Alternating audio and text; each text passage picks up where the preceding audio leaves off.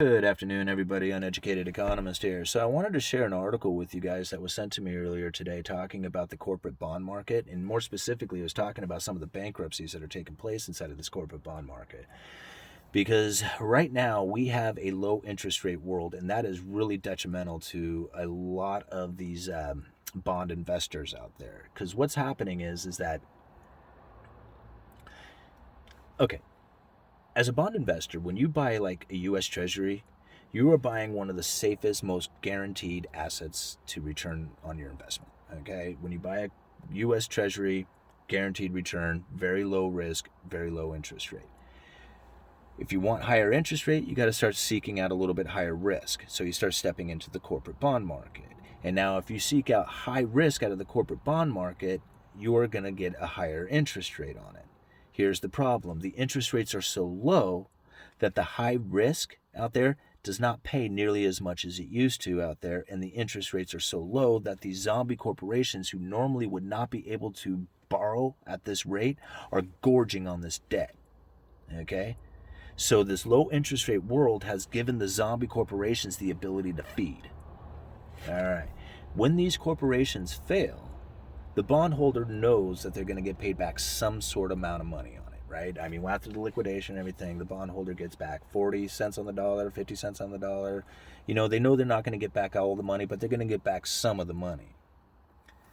Well, over this low interest rate world and the demand for this high interest rate, high yielding debt, has created a situation where these bonds have been removing the limitations that are on them. I wouldn't say removing, more like diminishing them. Okay, this covenants that they have attached to them. And the problem now is presenting itself is that when these corporations do fail, and it's time to pay the bondholders, there is so little left that the bondholders are getting back pennies on the dollar. Like literally 1, 2, 3 cents on the dollar. Like almost nothing. Now, these limitations, normally, they would have kicked in earlier and forced the company to do something about their debt prior to getting to the point that they had.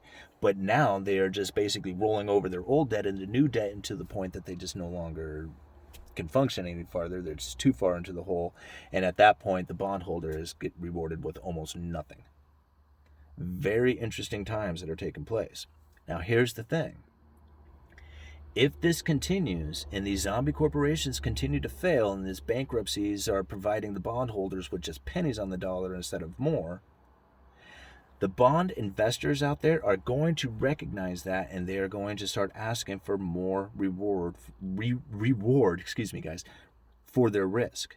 Okay, because if they're standing out there going, well, there's this low interest rate world, these corporations are, paying a low interest rate on their bonds, and yet when they fail, the bondholder is not even getting back 40 cents on the dollar, but more like a penny on the dollar. I'm going to take that into consideration, and I'm going to want more reward for my risk, meaning that I want higher interest rates. You see how damaging this can be for the corporations out there, especially the zombie corporations?